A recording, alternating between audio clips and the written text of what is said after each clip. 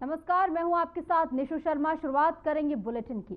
आया मॉनसून झूम के। जी हां, औसतन एक हफ्ते पहले ही मॉनसून केरल में दस्तक दे चुका है। ये अपने तय समय 1 जून से 8 दिन पहले ही केरल पहुंच गया है।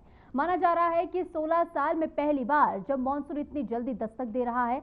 भारत में मॉनसून ने इस बार सबको चौंकाते हुए 8 दिन पहले ही धमाकेदार एंट्री मार दी है। अब ये बारिश का बवंडर केरल से लेकर दिल्ली एनसीआर तक किन किन राज्यों में कहर बरपाने को तैयार है, आइए जानते हैं हमारी इस रिपोर्ट के जरिए। भारत में मानसून ने इस बार सबको चौंकाते हुए 8 दिन पहले ही धमाकेदार एंट्री मार दी है।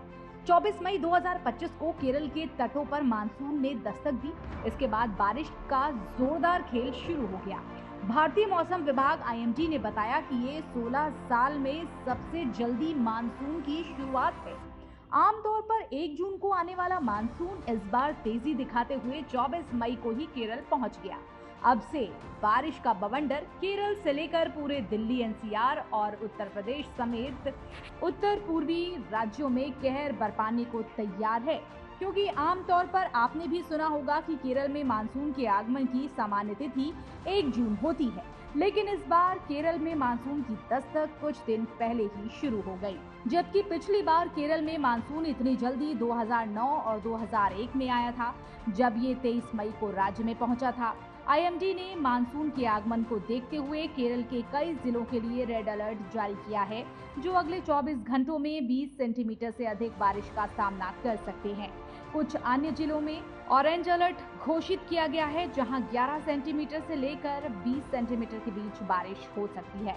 आईएमडी ने 6 सेंटीमीटर से 11 सेंटीमीटर के बीच भारी बारिश की आशंका वाले क्षेत्रों के लिए येलो अलर्ट जारी किया है। तो वहीं दिल्ली एनसीआर में गरज के साथ बौछारें पड़ने का अनुमान जताया गया है। आईएमडी ने भविष्यवाणी कर दी है कि दिल्ली के आसमान आंशिक रूप से बादल छाए हुए दिखाई देंगे और आंधी के साथ बारिश की संभावना भी है। आईएमडी ने एक बयान में कहा कि दिल्ली और उसके आसपास के क्षेत्रों में गरज चमक के साथ आंशिक रूप से बादल छाए रहने की संभावना है। बारिश या गरज के साथ बौछारें पड़ने का भी अनुमान है। इससे पहले दिल्ली, नोएडा, गुरुग्राम और गाजियाबाद में आपने भयंकर तूफान जरूर देखा होगा। 70 किलोमीटर प्रति घंटे की रफ्तार से हवाएं चली थीं और बारिश के साथ साथ ओलावृष्टि की तस्वीरें हम आपको दिखा रहे हैं। वैसे हकीकत तो ये है कि दिल्ली एनसीआर समेत पूरे उत्तर भारत का मौसम मानो आंख मिचौली खेल रहा है। भीषण गर्मी के साथ साथ मन चाहे जब मौसम सुहावना बन जाता है और मन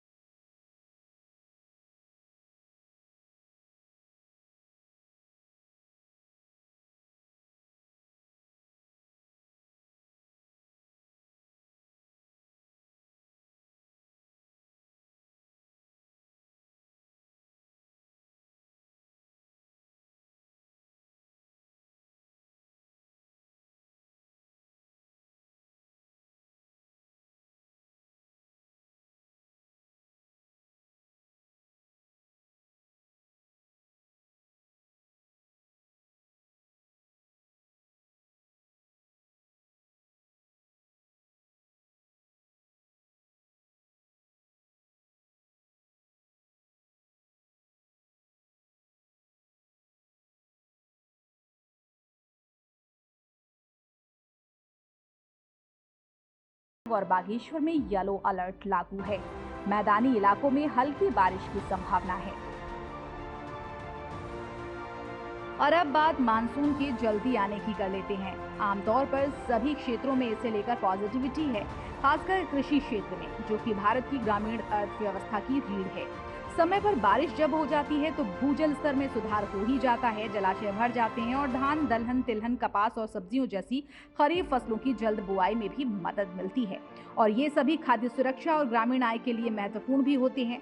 लेकिन मानसून की शुरुआत उत्साहजनक बताई जा रही है, हालांकि वास्तविक प्रभाव इसका क्या होगा ये इस बात पर निर्भर करेगा कि आने वाले हफ्तों में देश भर में मानसून कितनी स्थिरता और एकरूपता से आगे बढ़ता है, क्योंकि मानसून का पूरे देश में एक समान प्रसार होना बहुत जरूरी है ताकि देश का कृषि उत्पादन बढ़ सके, महंगाई नियंत्रित हो और आर्थिक विकास को बढ़ावा मिले। Bureau report, RNTV। आगे बढ़ेंगे और अब बात करेंगे अमेरिकी राष्ट्रपति डोनाल्ड ट्रंप की, उनके बहुचर्चित किस्सों की, उनसे जुड़े कुछ लॉजिकल सवाल की और कुछ हालिया बयानों की, जहां लोग पूछ रहे हैं कि ट्रंप सर आप ठीक तो है ना। ये वो सवाल है जो कि लगातार पूछा जा रहा है, क्योंकि अमेरिकी राष्ट्रपति डोनाल्ड ट्रंप के हालिया बयानों ने दुनिया भर में हलचल मचा रखी है। रूस यूक्रेन से लेकर भारत पाकिस्तान और अब एप्पल को दी गई धमकी, इसे मल्टीटास्किंग कहें या कुछ और, क्योंकि एक पुरानी सी रिपोर्ट फिर से चर्चा में आई है जो ट्रंप के मानसिक स्वास्थ्य से जुड़ी हुई है। इस रिपोर्ट में ऐसा क्या था जो फिर से सुर्खियों में है, देखिए हमारी इस खास रिपोर्ट में। 6 अक्टूबर 2024 जब द न्यूयॉर्क टाइम्स ने हेडलाइन छापी, Trump speechless, cause for concern, यही नहीं बाकी बड़े अखबारों ने भी इसे लपक लिया और इसके अगले ही दिन अमेरिका के 2 और बड़े अखबार द रिपब्लिक एंड इंडिपेंडेंट ने भी इस रिपोर्ट को छापा था। द गार्जियन ने भी ऐसी ही रिपोर्ट लिखी थी जो ट्रंप के मानसिक स्वास्थ्य से जुड़ी थी, जिसमें ट्रंप के भाषणों का पोस्टमार्टम किया गया था। द गार्जियन ने तो सीधे उनके दिमागी हालात पर सवाल उठा दिए। तो चलिए एक एक करके उन सभी पहलुओं को आपके सामने रखते हैं। इस रिपोर्ट में सबसे पहले ट्रंप के भाषणों का जिक्र किया गया है, जिसमें आमतौर पर भाषण के दौरान ट्रंप को आते गुस्से पर ध्यान केंद्रित किया गया। गुस्से में बोलने, हाथ हिलाना, यहाँ तक कि बीच बीच में विषय से भी भटकना, उनका हर छोटी बात पर भड़कते नजर आना, जैसे कोई उन्हें सुबह चाय में चीनी कम होने पर ताना मार गया हो। पहले तो वो शांत थे, खैर उतने भी नहीं, लेकिन अब तो गुस्सा उनके चेहरे पर परमानेंट मेहमान रह गया है।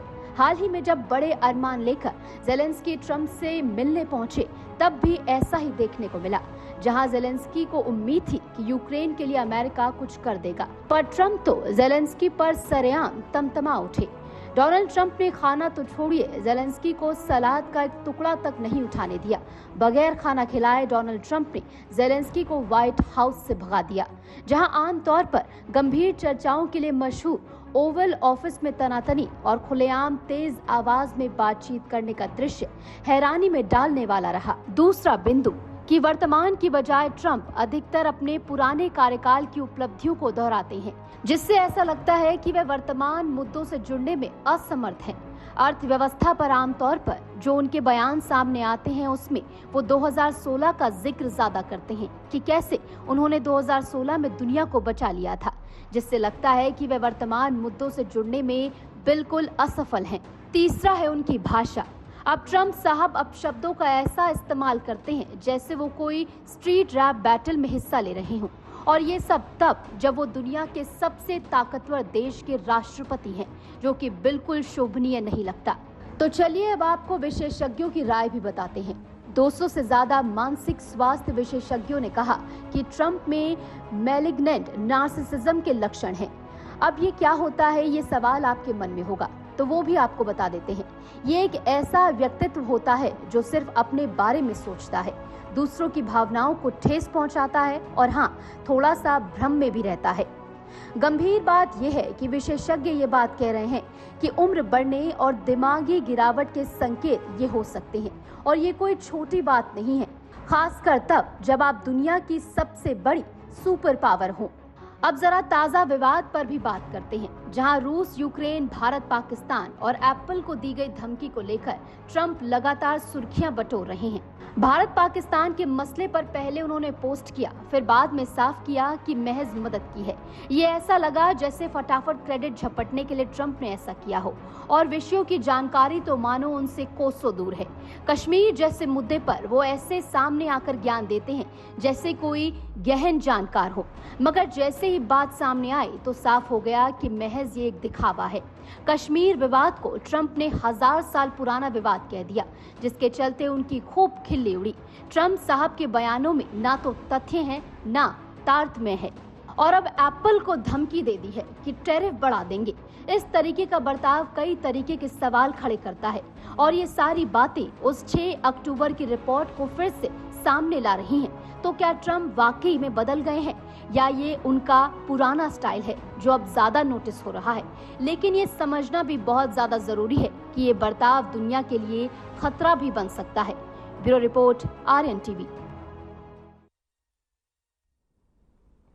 आगे बढ़ेंगे। यूपी के कौशाम्बी जिले से कभी ना हार मानने वाले हौसले की कहानी सामने आई है, जहां 104 साल वर्षीय लखन सरोज ने आखिरकार 48 वर्षों की कानूनी लड़ाई में न्याय प्राप्त किया है।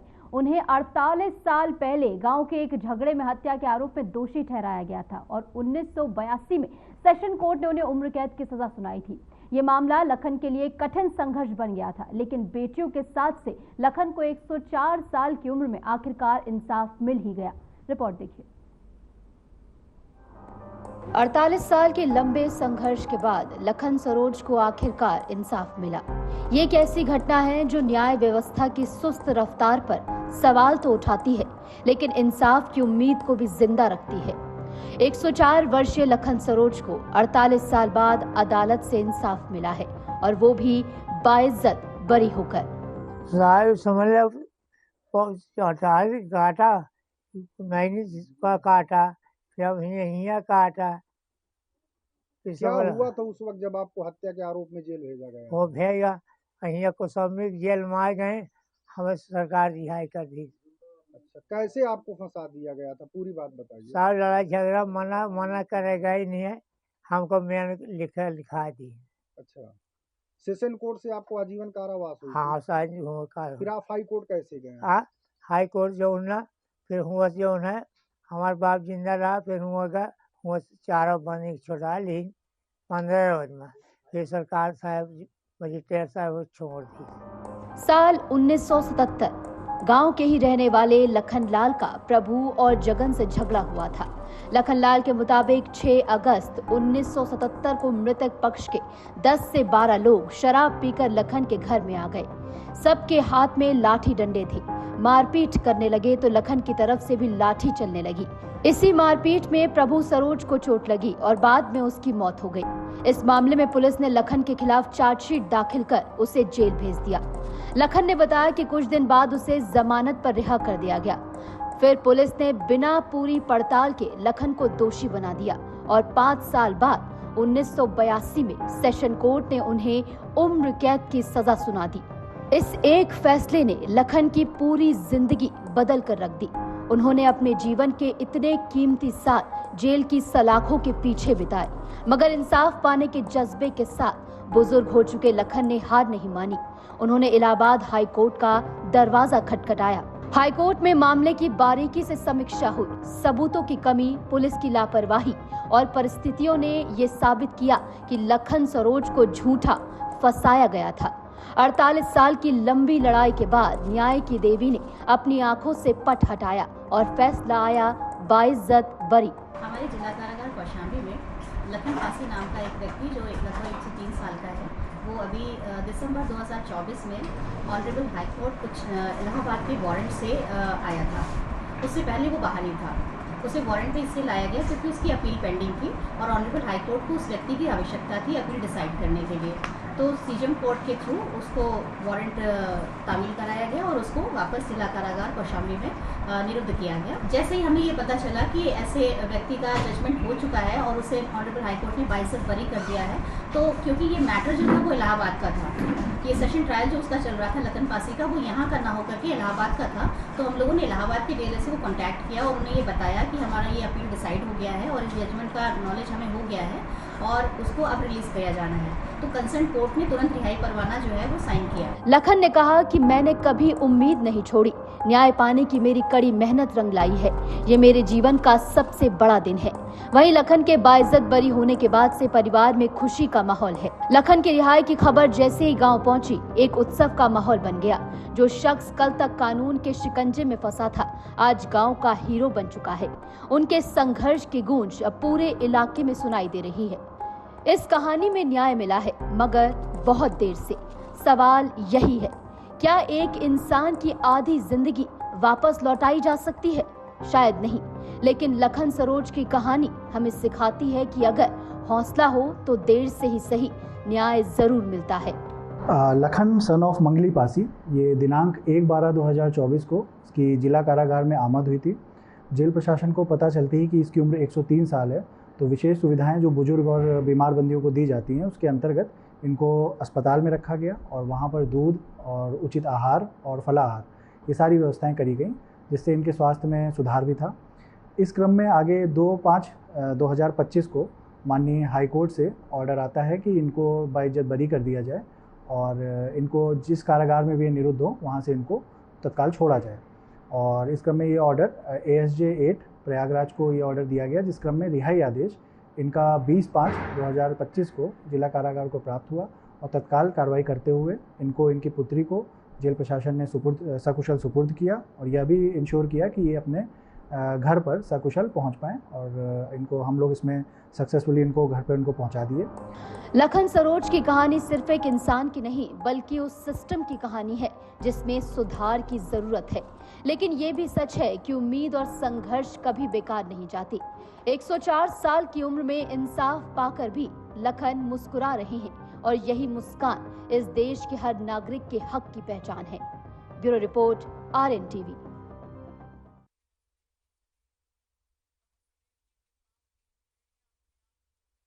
आगे बढ़ेंगे। ऑपरेशन सिंदूर पर देश में सियासत का दौर शुरू हो चुका है। पहलगाम आतंकी हमले और इसी के साथ उसके बाद हुए ऑपरेशन तक विपक्ष ने पूरा संयम बरतते हुए खुद को राजनीति से दूर रखा, लेकिन समझौते के बाद अब वे पूरी तरह हमलावर है। सरकार से सवाल करते हुए खासकर कांग्रेस संसद का विशेष सत्र बुलाने की मांग पेश कर रही है। दोनों पक्षों को लग रहा है कि नैरेटिव उनके हक में है। सत्ता पक्ष आश्वस्त है कि राष्ट्रीय सुरक्षा के मसले पर जनता हमेशा उसका साथ देगी। रिपोर्ट देखिए। जो सिंदूर मिटाने निकले थे,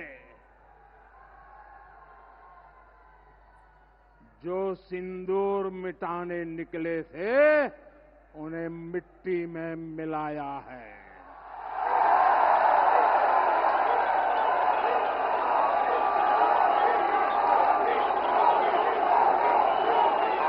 जो हिंदुस्तान का लहू बहाते थे, जो हिंदुस्तान का लहू बहाते थे, आज कतरे कतरे का हिसाब चुकाया है।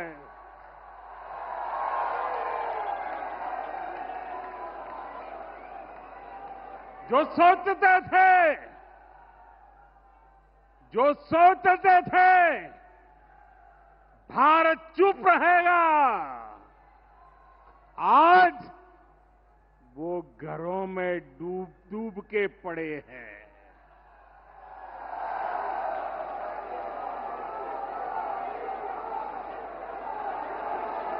जो अपने हथियारों पर घमंड करते थे, जो अपने हथियारों पर घमंड करते थे, आज वो मलबे के ढेर में दबे हुए हैं।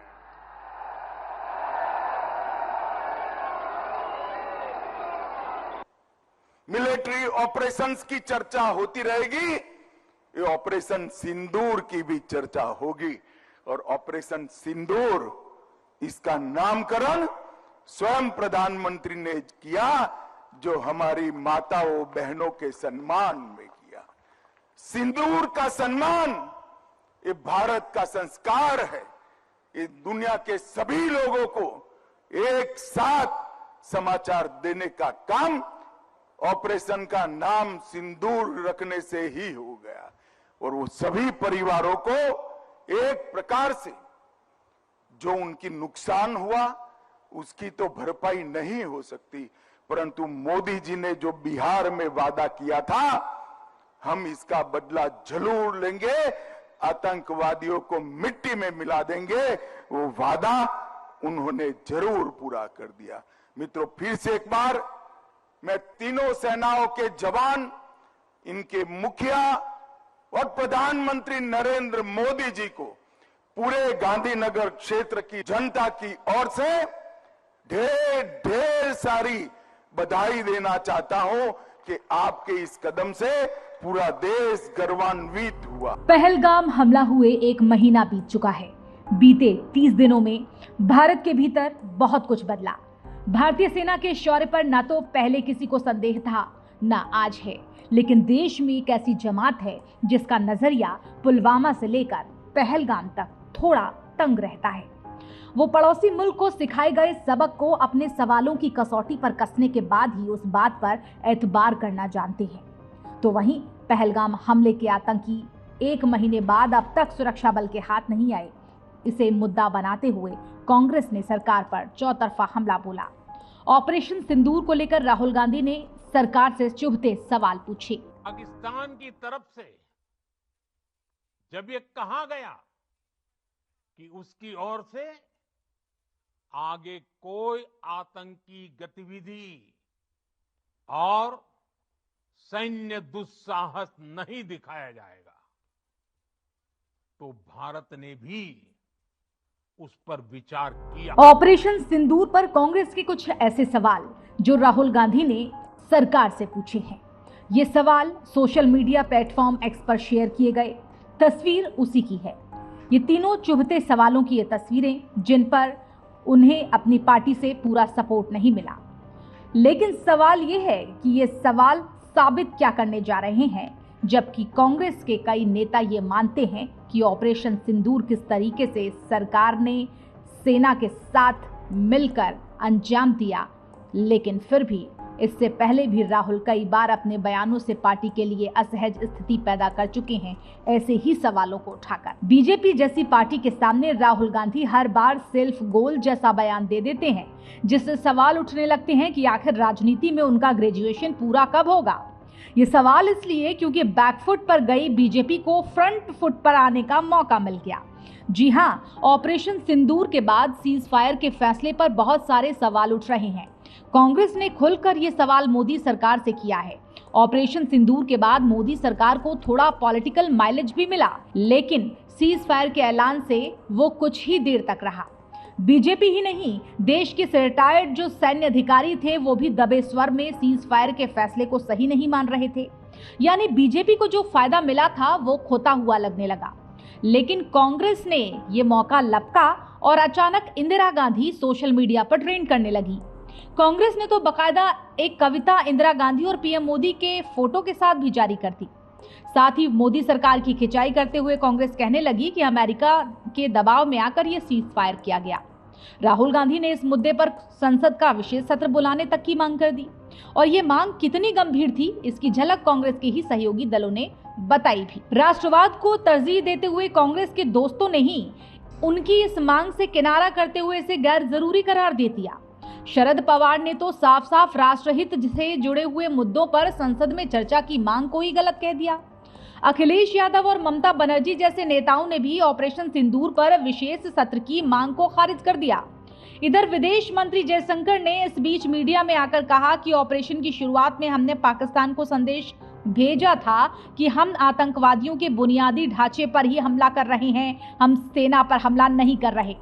इसलिए सेना के पास इस काम में दखल न करने और अलग रहने का विकल्प है। उनके बयान पर कांग्रेस पार्टी ने प्रेस कॉन्फ्रेंस कर दी और मोदी सरकार को घेरा। बाद में राहुल गांधी ने कुछ और सवाल दाग दिए। राहुल गांधी ने वक्त की नजाकत को नजरअंदाज करते हुए अपने पुराने अंदाज में सरकार को निशाने पर लिया और जयशंकर को मुखबिर तक का तमगा दे दिया। हमारे कितने राफेल गिरे जैसे राहुल गांधी के सवालों पर कांग्रेस के ही कई कद्दावर नेताओं ने चुप्पी साध ली। सलमान खुर्शीद और पी चिदम्बरम जैसे दिग्गजों ने राहुल गांधी के बयान से किनारा कर लिया। युद्ध काल में बतौर नेता विपक्ष ऐसा सवाल करना क्या सियासी अपरिपक्वता की निशानी नहीं? इसे लेकर बीजेपी का मानना है कि कांग्रेस पाकिस्तान की भाषा ही बोलती है। दरअसल कांग्रेस और पाकिस्तान हाइफेनेट हो चुकी है। कांग्रेस पार्टी लगातार पाकिस्तान के डीजी आईएसपीआर की भाषा बोलती है और ये पहली बार नहीं है। इससे पहले भी 26/11 पर पाकिस्तान को क्लीन चिट देना, पुलवामा पर पाकिस्तान को क्लीन चिट देना, जब पहलगाम हुआ तो कांग्रेस के नेता रॉबर्ट वाड्रा, सिद्धरामैया, सैफुद्दीन सोज, तारिक कर्रा पाकिस्तान को क्लीन चिट दे रहे थे। और आज जब पूरी दुनिया मानती है कि ऑपरेशन सिंदूर कितना सक्सेसफुल रहा, यहां तक कि पाकिस्तान के खुद के सांसद जो राहुल गांधी के कई मित्र भी है पाकिस्तान में, वो भी मान रहे हैं कि किस प्रकार से पाकिस्तान में तबाही हुई और पहली बार न्यूक्लियर देश में इस प्रकार से 9 आतंकी कैंप और 11 बेसिस पर तबाही हुई, तो उसके बाद भी पाकिस्तान की भाषा बोलने का काम कांग्रेस पार्टी कर रही है। लेकिन फिर भी हायरी सियासत। लोकसभा में विपक्ष के नेता और कांग्रेस सांसद राहुल गांधी ने पुंछ में नागरिक क्षेत्रों का दौरा किया, जहां पाकिस्तान की ओर से सीमा पार से की गई गोलीबारी से नुकसान पहुंचा था। ऐसे संवेदनशील मौकों पर सवालों के तीर कांग्रेस या राहुल गांधी पहले भी छोड़ते रहे हैं।